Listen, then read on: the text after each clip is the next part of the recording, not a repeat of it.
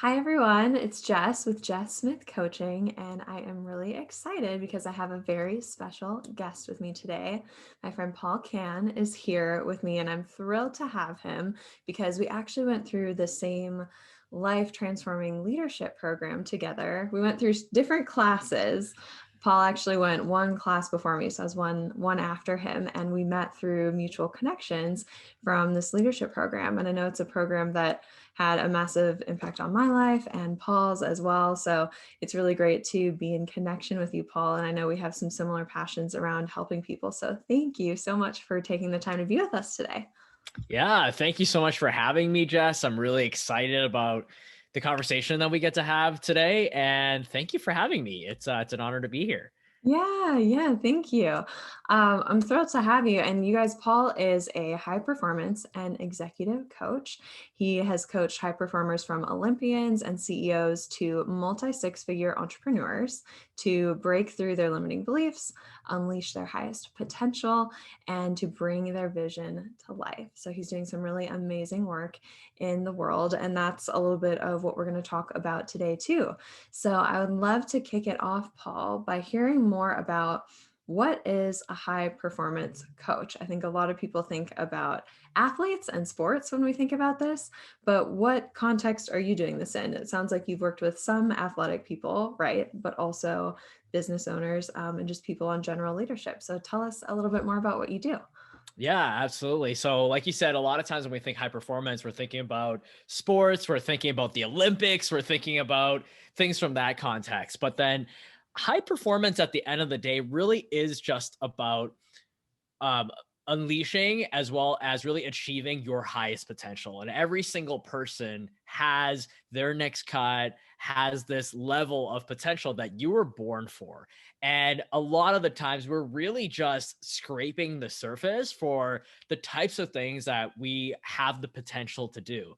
And a lot of times what happens is that we are held back by so many different things like limiting beliefs and patterns and mindsets and stories that we've created over the years from ourselves or from people around us that tell us what we can and can't do. And so a lot of those limiting beliefs inhibit us from really taking our performance, whether it's in sports or whether it's in our life or whether it's in our work, to the next level because we have these stories of what I can and can't do. And a lot of times, unless there is someone that is there to really interrupt those patterns, that we don't really even know that they're happening because 90% of it is subconscious. You know, we have the 10% that is really what we're thinking and we're aware of and we're conscious of. But unless we start doing the work, the leadership work that me and you both were doing, the leadership work, the self awareness work, the emotional intelligence work, the mindset work to start chipping away at what's really underneath the surface and start receding that water line lower and lower and lower until we get to those levels of awareness. We're always going to be operating just from the conscious level, which is the very small 10% level. And a lot of things end up being on autopilot. So we start doing things or reacting to things or stopping ourselves unconsciously from really risking, from getting uncomfortable, from really growing, from going after the unknown because of all those limiting beliefs and mindsets. So that's why it's really important from a high performance standpoint, not only from a sports standpoint or a physical standpoint, when you think about, say, working out at the gym and things like that, to continue to work on the mechanics. So, like, working out and flexing our muscles. We're not flexing those physical muscles. We're flexing a totally different muscle within us to really be aware. It's that awareness muscle that we're flexing. So we're just like as we work out, when we're breaking those muscles so that they can grow, we're breaking these stories. We're getting to the core of, okay, where do these limiting beliefs come from? We're breaking through them so that you can build a stronger awareness muscle to really become this this self-cleaning oven, this coach of yourself, so that when you come up against these challenges or you come up against some things that you're finding really uncomfortable, that you're really struggling to break through, that you can be aware of it. You can understand, okay, what is the dialogue that's underneath. You can coach yourself, you can break through it so that you can really take your performance to the next level. Yeah, amazing. So we're saying this literally applies to everyone, right? Yes, Everyone. absolutely. can be enhancing their performance, right? Enhancing their performance in life in general, right? Hmm. So would you say that like the crux of the issue is these limiting beliefs then? You talk quite a bit about that. Yeah, absolutely. We are our own worst enemies. We're always coming up against ourselves because as much as there are voices that we hear, whether it's maybe family members or people outside of us that are telling us what we can and can't do, the loudest voice we have is our own voice. And so these limiting beliefs, they're the very things that keep us comfortable. And it's not that these limiting beliefs are bad, it's because they were built up over time to really protect us, just to keep us safe. There was some point in your life where somebody told you something, or there was something that happened where you built up the story that I'm not safe doing X, Y, and Z. So I should keep myself safe because if I am too loud, if I'm too much, if I risk myself in this way, or if I put myself out there, if I try these different things, there's a consequence associated. So whether you got punished in the past or it didn't end up working out for you, or there was some sort of negative consequence or somebody told you otherwise and reprimanded you for it, where you started building the story of, oh, I shouldn't do this because if I do, I'm going to get hurt. If I do, I'm going to fail. And then I'm going to feel really crappy about myself and I'm going to put myself out there and risk, and it's going to end up hurting me in return. So these limiting beliefs, they're really just guardrails to keep us safe. And they're not bad. It's just they limit us from taking our lives to the next level because in order to grow, we get very uncomfortable.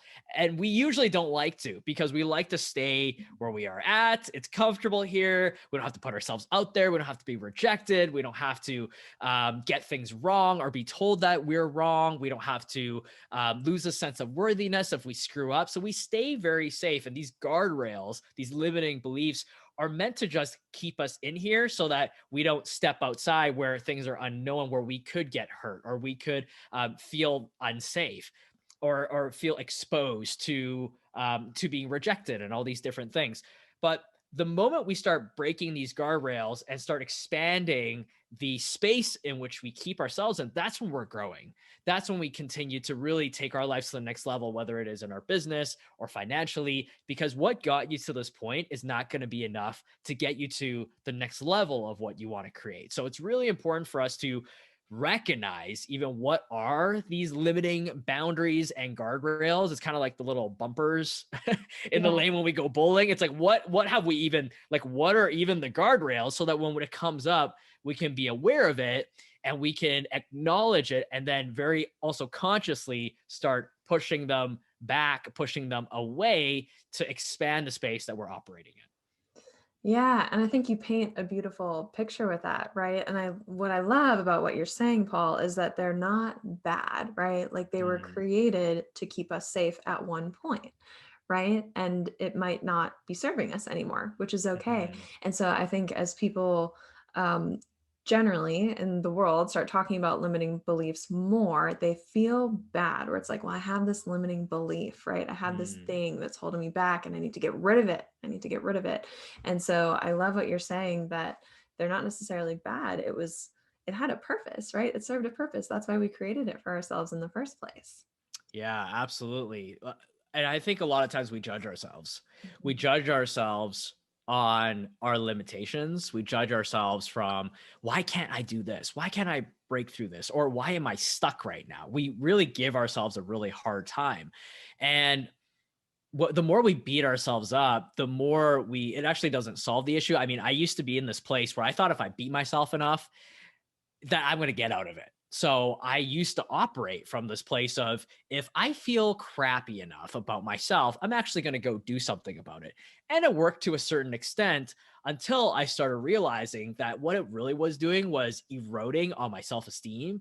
It was eroding on my sense of worthiness. And I kept creating these situations where I would put myself in these scenarios where I would end up basically strengthening the story that I wasn't good enough. Like I would put myself in these situations where, I would self sabotage literally to get my life to a bad enough place where I would finally go work out, where I would finally go and do something about my marriage. I would go and finally do something about, my career or my life, or like why I was stuck here. But it would be this punishment, just like when I was a kid. That's just how it was. When I did something bad, my parents punished me. They beat me with a bamboo stick, and then I would not do that again. So it was a lot of avoiding pain versus going towards vision, going towards possibility. And the pain part only gets you to a certain point, because if you are requiring pain in order for you to break to the next level, guess what? You need to constantly create pain.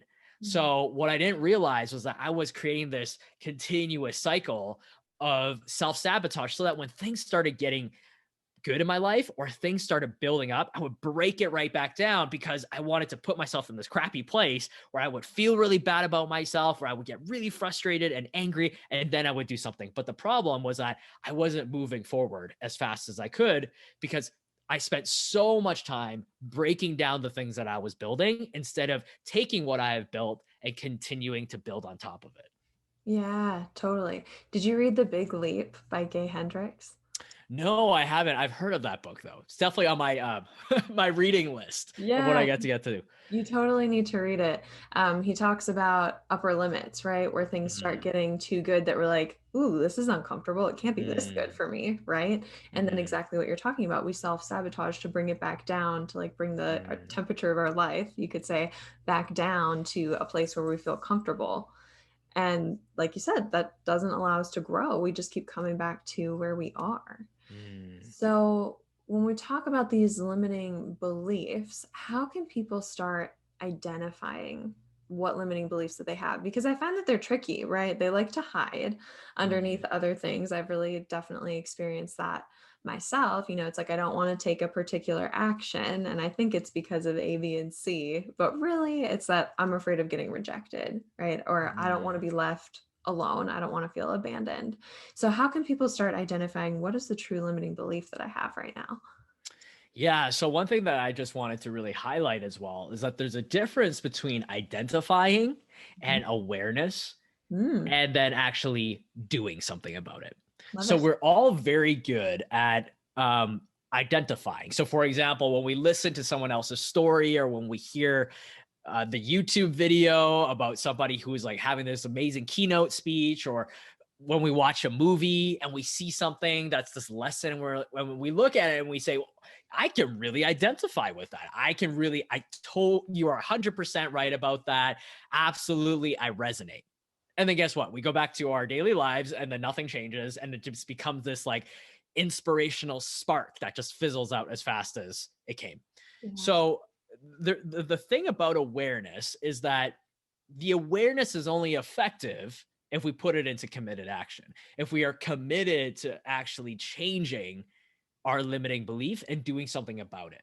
The awareness piece isn't hard.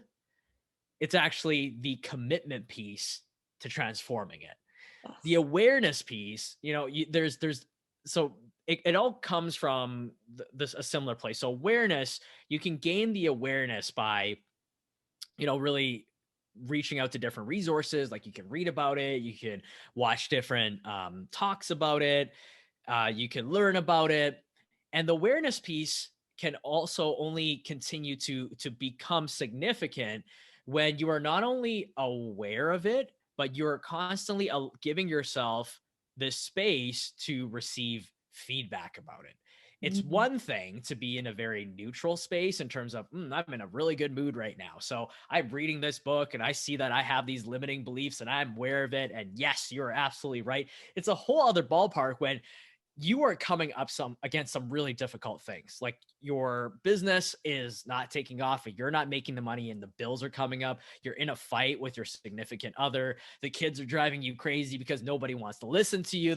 You're just not landing with them. Or, in your job, things are not going well. It's really easy to be aware and have this, yeah, absolutely, when things are going great. It's a whole other level when things are challenging and difficult.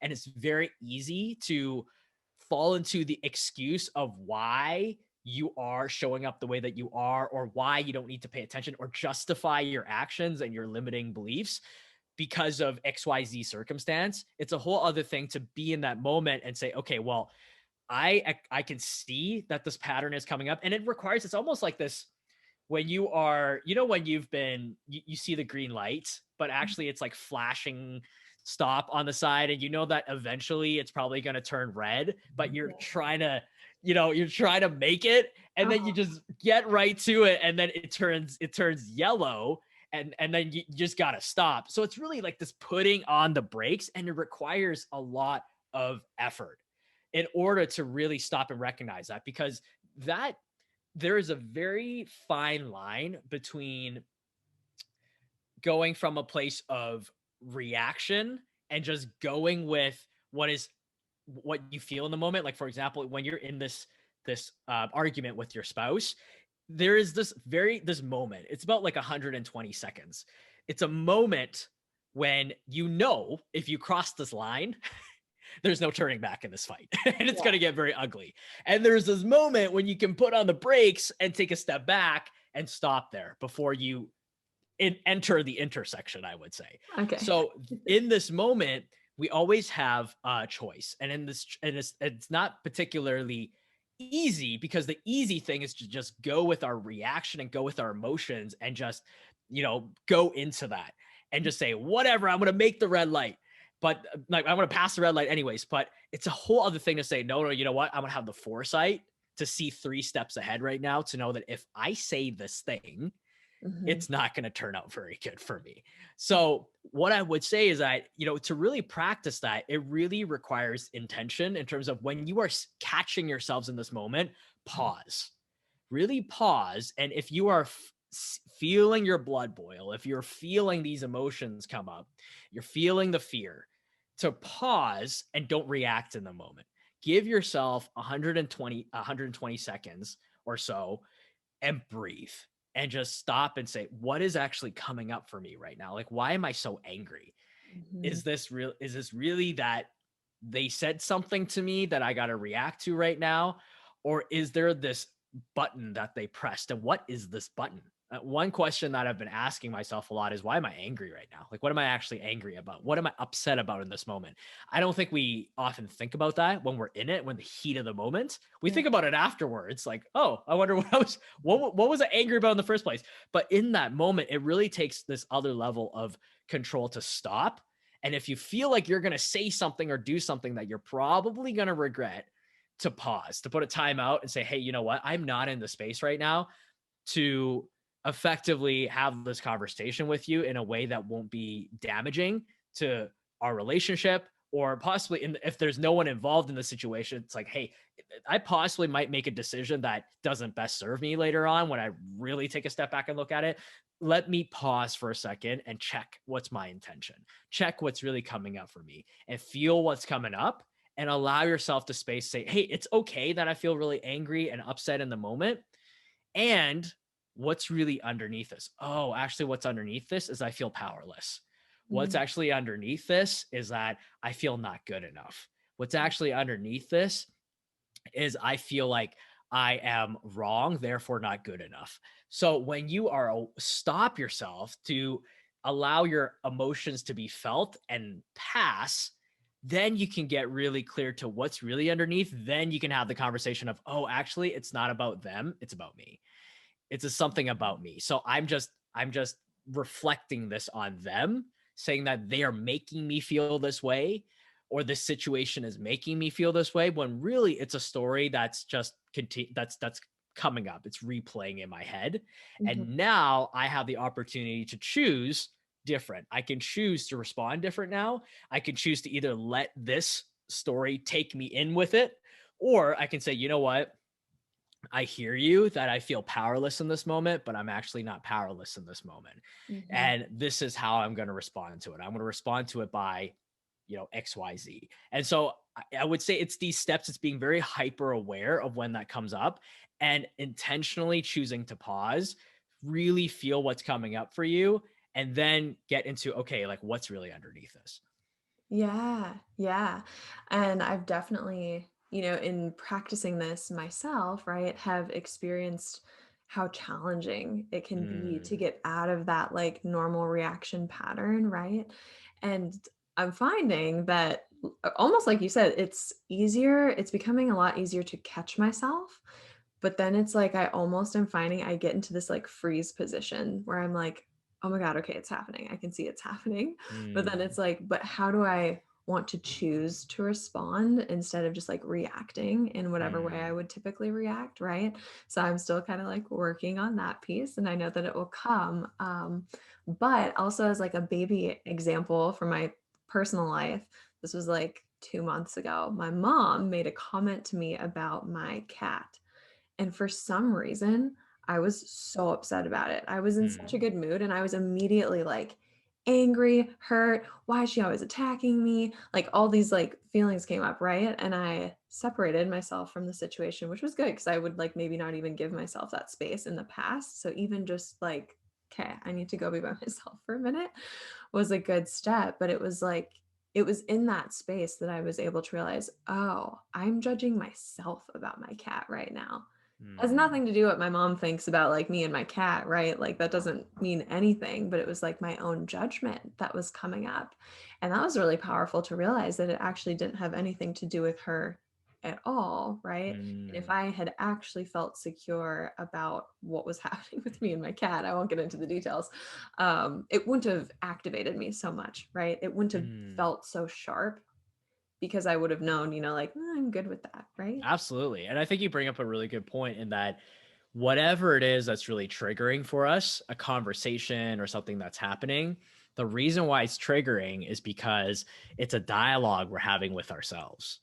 So Mhm. anything that you see coming up. So, for example, for me, I found myself, I was very judgmental of people that I viewed as overweight.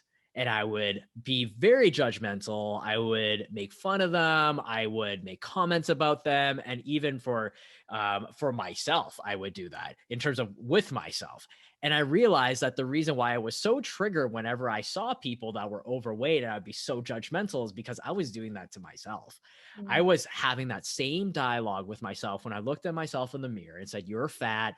You're not good enough. You're not this X, Y, and Z enough." And I would be really hard on myself. And so these people kept showing up and I was judging everybody and I would get very like I would get very passionate about it. And I'm like, why in the world am I so like triggered by this in terms of someone else's weight or their dialogue around their weight and things like that? And it was because I had the same conversation with myself. And so whenever we see things that are very triggering for us, the number one question is to ask yourself, where is this dialogue showing up for me? Yeah. Where is this showing up in my own life where I have limiting beliefs about myself from money, maybe, or about my own self esteem or my own image or my own body, my own health, or whatever it is? Where is this dialogue coming from? Because here's the thing, as soon as you come to peace with that conversation. So when you start for I'm just going to use the body image example. When you Mhm. start loving yourself, when you start seeing yourself as beautiful and you look at yourself in the mirror and you're saying, "Wow, like I look great. I am beautiful, I am handsome, I am loved, like my body is healthy, it is whole, it is all these things." When you start truly believing it, guess what? You're also going to not be getting comments from other people about your weight. And Mhm. I noticed that when my self esteem was the lowest about my own body image, I was getting a ton of comments from other people about how I looked, oh, you look fat, oh, you look like you gain weight. And it wasn't, the comment itself was neutral. It was actually because it was just my dialogue within my head already that was being amplified outside of me. So the number one place to look is always within whenever that's coming up for you. Yeah, totally. So do you have, I don't know if you do or not, but any examples of how this comes up for people in their careers or maybe people who are unhappy with their career, right? And they're either feeling stuck, not sure on what they want next, or maybe people who are already in the job searching stage. Do you have any Hmm. examples of how this might show up for them? Absolutely. So when I work with my clients, so I work with corporate professionals, I work with corporate executives that are really in the space where they're feeling burnt out or they're just feeling so miserable in their jobs and just unfulfilled. And what often comes up that I find in these conversations as I work with my clients is I don't have a choice. Mm. I don't have a choice because I have bills to pay. I have a mortgage to pay. I got kids to pay for. I'm already this old. How in the world can I start a new career? Or the I can't because the money is so good. Like there might not be something out there for me. Like maybe I should just suck it up and maybe it will get better. And so this conversation of I can't is really this invisible, if anything, make believe boundary that we created for what we can and can't do. Because at the end of the day, it's a choice. What we're really saying is that I choose to stay here, not that I can't do this, because you can, no matter what. There always is that, and whenever we think about things that we really don't like doing, we always say, I can't do that. I really have to do this. You don't have to do anything. You don't have to work. Like, you really don't have to. Right. I just want to put that out there. You don't have to. They're like, no, what are you talking about, Paul? Like, I have to work. I'm like, no, you don't have to. I mean, if you don't have to, are there consequences that come from that? Yes, but you don't have to. And when you view things from I have to do this or I don't have a choice, you are living as a victim to your life, to your circumstance. You're saying that all these things outside of me control what I can and can't do, which in reality, what is truly what is the truth underneath this is that you have the power always. We may not want to pay the prices. Like, for example, if you choose to leave your job, if you're seeing that I am so miserable in this job, I am really unhappy. If you choose to leave this job, are you going to have to get uncomfortable? Yes. Is there a chance that you could be stepping into an unknown space where maybe the money isn't as good as it was before, or maybe the money's not coming in the way that you would like it to for a while? Possibly. Is there a possibility of being rejected because you're going to apply for these different jobs, or maybe even start your own business and it doesn't quite go the way that you intended or wanted it to? Yeah. And at the same time, it's a choice, and it's us willing to be uncomfortable. It's willing to let go of needing to know it all or control it all. It's letting go of, wanting to be liked.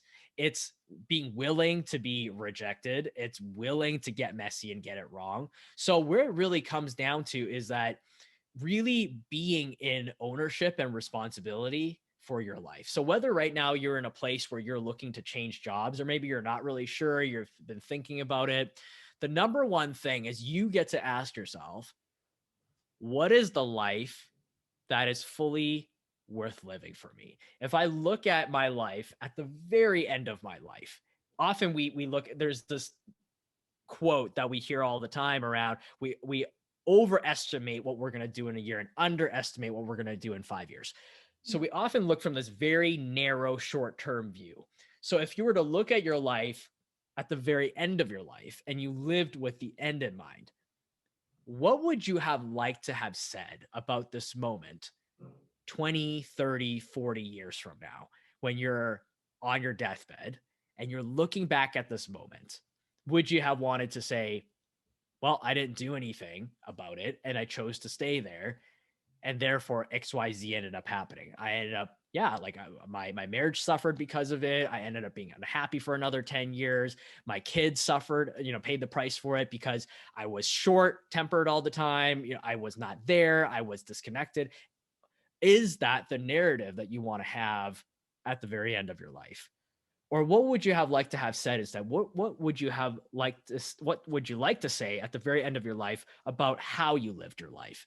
Is it that I was courageous and I chose to, that this doesn't serve me, and therefore I'm going to find not just any job, not just the job that's going to pay me the most, but I'm going to find the job, or I'm going to find the career that is going to fit in with the vision that I want to live, in terms of how I want to spend my time with my loved ones, with myself, the type of lifestyle I get to have.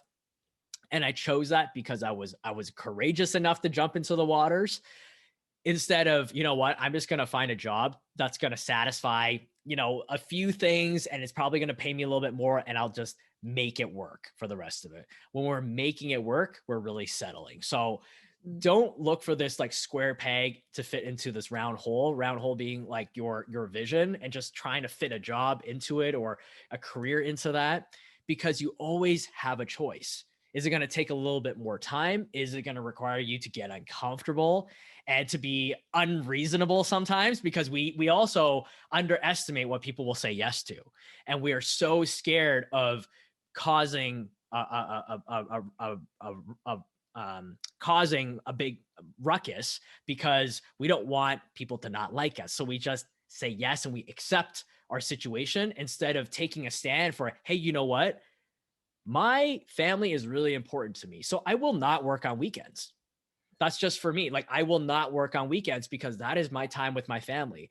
If and I actually had this example come up where I had a client that couldn't meet me these couple of days, and he could meet me on Thursday. I'm on vacation with my family starting tomorrow, and I had this moment of this could actually be a massive deal that comes through for me, and it can make a big difference for my business. But at the same time, I'm spending time and having a family reunion. What am I saying yes to really? If I say yes to meeting him in the middle of my vacation, what I'm saying is that work is more important than family. What I'm saying is that work is more important than being connected with the people that I love. So I get to set the boundaries and say, you know what? Actually, let's meet next week during this time. And if it's going to wait a little bit, that's okay, because this is what's important for me right now. And I get to set my boundaries and my non negotiables and have people work in that versus the other way around. So I would say if you're in this transition space, get very, very clear about what do you want? Truly, what do you want? Forget about what's reasonable or acceptable. What do you want? And find the circumstance, find the employer, the situation, the career that is going to create that instead of having to modify and morph your vision to fit theirs. Yeah. And I love what you're saying about we have choices, right? Like we choose to stay where we are, we choose to make moves.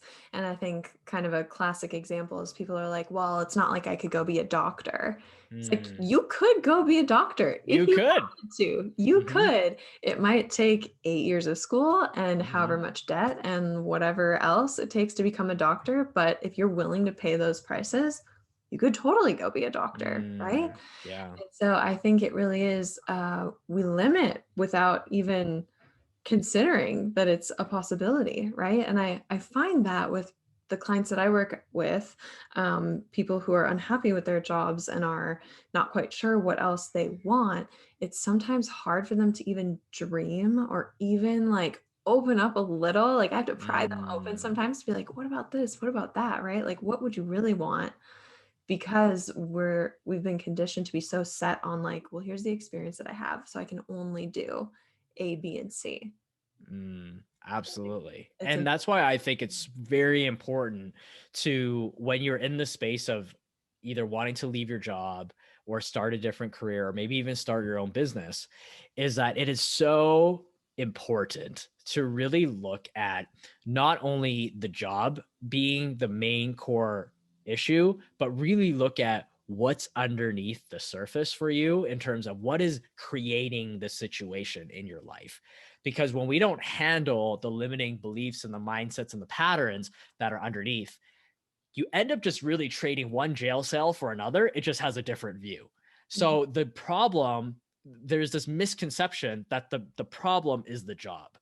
The job has certain problems, but it is not the whole problem. And if you change jobs, guess what happens? If you're finding that you're not having time right now for your family or for yourself, you're going to recreate that in your new job, because the job itself isn't actually the full problem. The problem is actually what's the underlying beliefs, the underlying stories that you have that creates this pattern of being a workaholic. And so when you don't transform that, when you don't get underneath that to understand, wow, like I actually am unconsciously creating this right now, you will end up creating the same thing that doesn't work for you until you actually address it. So that's why it is also very, very important for you when you are looking to transition to not only, yes, 100% look for a job that you love, as well as a pay that really matches. And I also, one thing I say as well, a lot of times is that it's not your company's job to pay you what you're worth. It is their job to pay you what the job is worth, but it's your job to find the difference. And so a lot of times we are equating our worth with the job. So we either end up selling our soul for this amount and end up giving away or giving up, our non-negotiables. So whether it's our family or time with ourselves or whatever it is for this value because we equate that as our value, or we undervalue ourselves because we say, well, our job's just not paying us enough. Well, it's not your company to pay you what you feel you're worth. You get to find the difference. So if you feel like you're not being valued at the level you think you should be, find something else that gets to fill up that value, whether it's, a side hustle or starting something else on your own or getting a whole job altogether that really fits in with not only what you feel you are valued at, but at the same time, the type of work that you feel aligned with that also doesn't come at the expense of the things that are most important to you. Yeah. So what I'm hearing you say is like staying true to yourself is part of it. Absolutely. Yeah, Mhm. that's amazing. Okay, so we're almost out of time. So one more question for you, Paul. What advice would you give people who want to really step into their vision? Like, I think we talked about the limiting beliefs, right? Holding Mm, people back, creating that awareness, taking action around it. Like, for people who want to step into their vision, whether that's a new career or, like you said, mm. starting a business, what's one piece of really great advice that you would give them? Hmm. I would say if you're in the position of transitioning right now or wanting to step into your vision, the number one thing is to get very clear on who you are. A lot of times we equate our identity with our job. Yeah. And it's very important to find a job that doesn't take over and become our identity. Mhm. So, what is a job or a career that would allow you to be your most authentic self? And your authentic self isn't just about your expression, it's also about the life that you're living, it being authentic to you. So, it is very important to understand who you are. So, if, for example, you love people, like you love talking, like myself, I love talking, and I see a job that seems like it would be a really great opportunity and it pays really well, but there are some components of it that it would really just not be a good fit for me, and I say yes to that. I'm actually not being true to myself and I'm being inauthentic because I'm going to be struggling every single day. And money, honestly, is going to be the only thing that's going to be driving me. And that's really not enough to get you out of bed. Mm-mm. And so you get to choose something that aligns with you, with who you are at your core. It doesn't become your identity. Your job should complement you, not be you. So I think it's really important to really figure out who you truly are authentically, and then look at what is your vision, like what is the type of life you want to live, what's the lifestyle you want to have, what type of job would you want to be doing, what's the impact you want to creating, and finding something that marries the two so that not only are you doing the work you love, but you're being the person that you love as well. Yeah, beautiful way to wrap it up. Thank you. Yeah, Paul, you're where can welcome. people find you online if they want to follow along and learn more from you? Yeah, absolutely. So you can find me at my website, yesican.com. I also have a podcast called the Yes I Can podcast, and you can find that on any of the podcast platforms, Spotify, iTunes, Pandora, all of those different mediums. And as well, for anyone that is kind of in the space where they are really looking to make a change, you are miserable, you're sick and tired of being sick and tired, you are burnt out, and you are just ready to really discover what is your vision and start creating a life towards that, start creating a path towards bringing that to life. I am offering, I think Jess, you'll have the link, if to have a pathway to fulfillment call where we're really going to get very clear on what exactly it is that it's your purpose, that's your vision, where is it that you want to go, and start creating the path that you get to be on in order to start bringing that to life, personally and as well as work. So that one's completely free. I'm completely open to just really serving you and supporting supporting you with seeing what's working, what's not working, so we can get you on the path to creating fulfillment in your life. It's amazing. Thank you so much, Paul, for the time. I so appreciate you, my friend. Yeah, thank you so much for having me. It was a ton of fun, and yeah, thank you so much for the work that you're doing as well. It's so important. So definitely continue to amplify your message, and I'm glad to be a part of it. Awesome. Well, thanks everyone for listening. We will see you next time. All right, see ya. Bye.